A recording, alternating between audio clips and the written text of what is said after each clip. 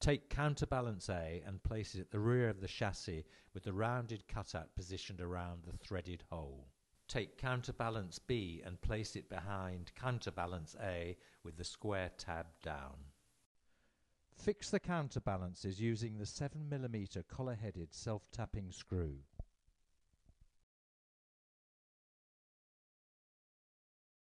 Take the box for two AA batteries and place it inside the chassis, aligning the 3 screw fixing posts with the corresponding holes in the chassis. Ensure the battery compartment and springs face downwards, as the batteries will load from underneath the robot. Secure the battery box under 3 5mm self-tapping screws fitted from underneath the chassis.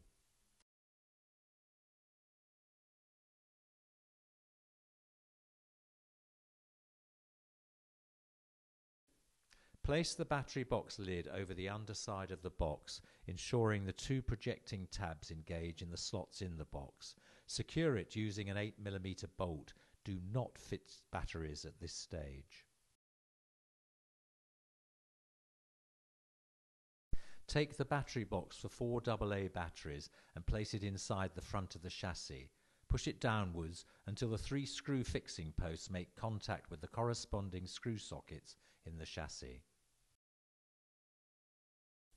Secure the box using 3 5mm self-tapping screws fitted from inside the chassis.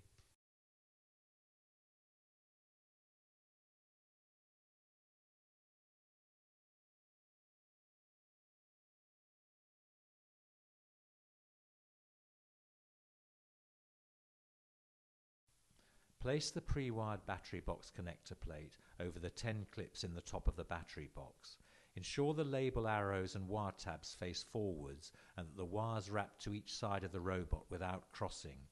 Press down firmly on the plate to clip it permanently. Gently shape the wires linking the 2 boxes around the contours of the chassis and clip them into the 2 wire-tidy tabs.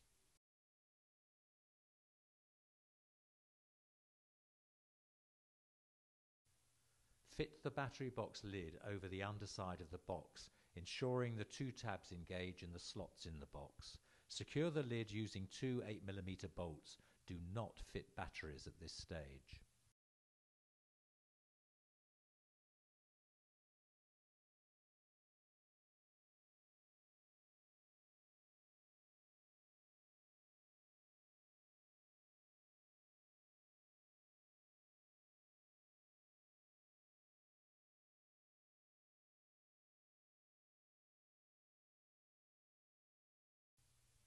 Take the white-coloured 45-tooth gear with the 12-tooth inner gear and slide it onto one of the metal gear axles.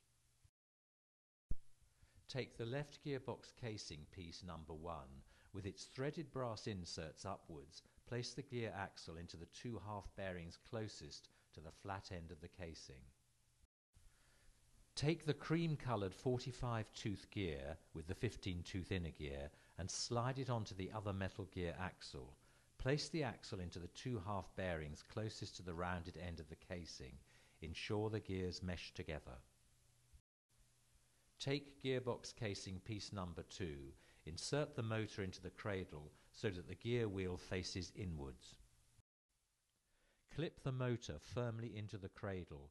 Ensure the flat on the end of the motor locates fully with the flat on the hole in the cradle. Fit the motor assembly onto the gear assembly so that the motor's gear wheel meshes with the cream gear. Using a cotton wool bud or similar, apply grease to the motor's gear wheel. Also apply plenty of grease to the other gear wheels. Fit casing piece number 3, ensuring the screw holes align with the brass threaded sockets. Secure the gearbox firmly together using 3 20mm bolts.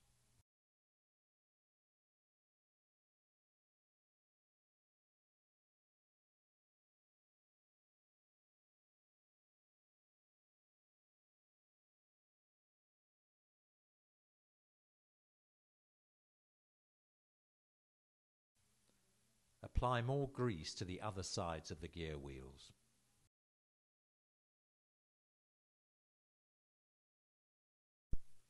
Take the optical encoder wheel and note that there is a larger collar on one side.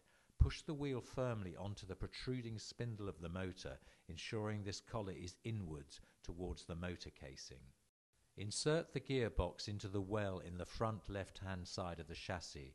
Take care not to trap any battery wires. Turn the chassis over and fix the gearbox using two 7mm self-tapping screws.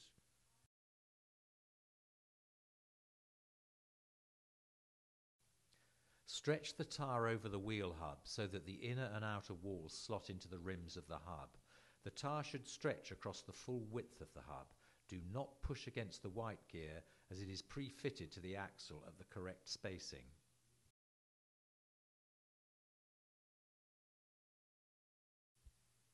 Apply more grease to the gear on the wheel axle.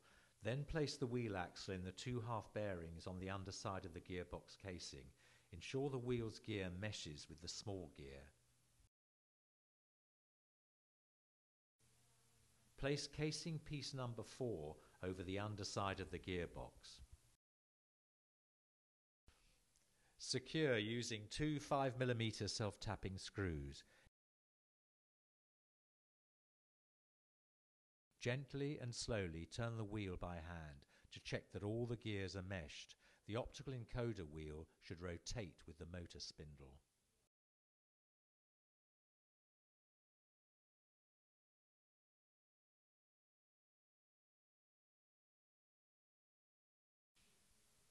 Assembly of the right gearbox is exactly as for the left gearbox, except that everything is oppositely handed. Ensure the cream and white gears are fitted as shown here. Note that the right cradle for the motor is positioned differently within the gearbox casing as compared to the left cradle, so that they can nestle around each other in the chassis. Ensure you apply as much grease to the right gears as you applied to the left gears. The two gearboxes must run equally smoothly to ensure the robot will drive in a straight line. Also ensure all the right gearbox casing pieces are uniformly tightened.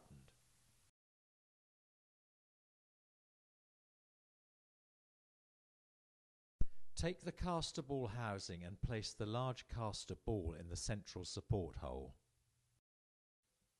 Carefully lay 3 small ball bearings around the side of the larger ball, sitting them in the 3 retaining slots.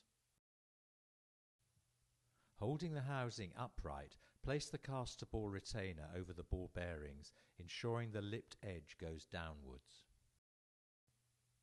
Twist the retainer anti-clockwise until it clips firmly behind the 3 lugs on the housing. This should secure both the large caster ball and all 3 ball bearings. Take the chassis and lay the caster socket at the rear onto the caster ball assembly. Keep everything upright to ensure the balls do not fall out. Give the housing a 1/8 turn clockwise to lock it in place in the 3 notch slots in the chassis. Stand the chassis on a flat surface and check that the caster ball rolls freely.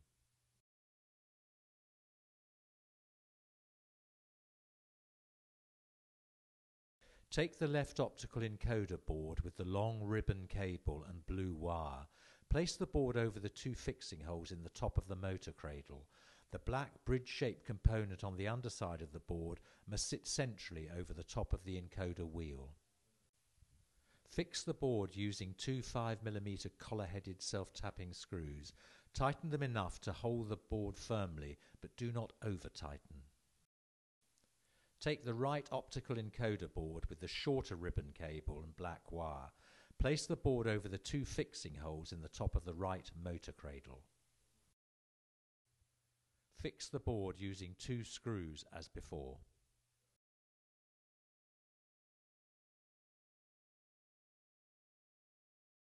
Take the UC0 motor power board and position it over the 4 screw fixing holes in the chassis.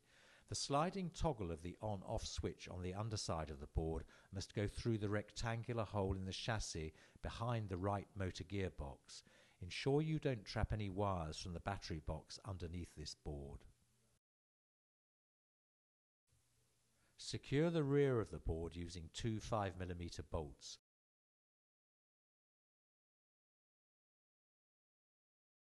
And two M3N nuts located in the hexagonal recesses in the underside of the chassis. Secure the front of the board using two 4mm self-tapping screws.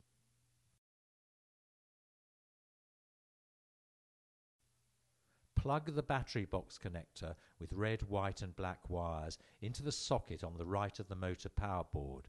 Push down until the plug clicks into the socket. Plug the left motor connector with red and black wires into the front left small socket on the motor power board. Plug the right motor connector with white and black wires into the front right small socket. Plug the left optical encoder board connector with blue, white, yellow and red wires into the middle left large socket. Plug the right optical encoder board connector with black, white, yellow and red wires into the middle right large socket.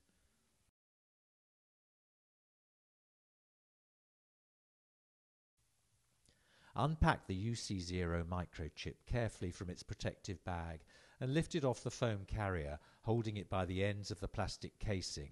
Look carefully at the top and ends of the casing. Note that there is an arrow pointing towards a small semicircular indent in one end. Rotate the chip with its contact legs downwards so that the two marker indents align and the arrow on the microchip points to the right. Gently push the microchip down into the holder until it is fully seated and secure.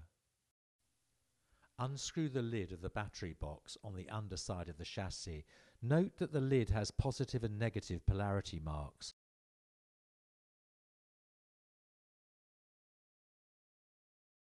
Fit 4 AA batteries into the box, ensuring they sit with the positive and negative ends upwards in alternating order to match the labelling on the lid.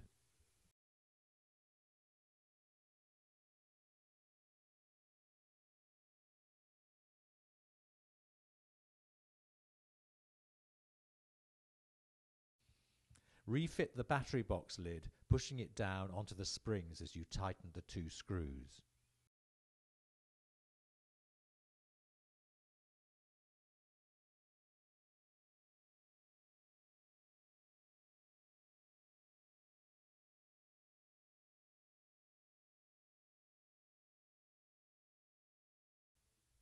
Unscrew the lid of the second battery box and lift it off.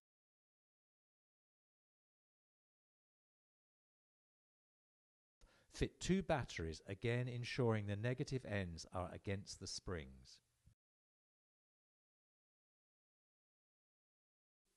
Then refit the lid with one screw.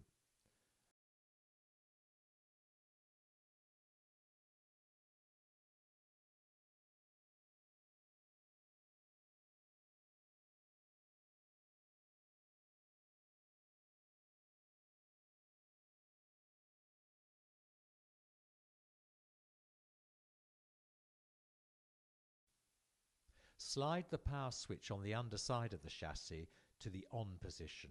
A small green LED should light up on the motor power board.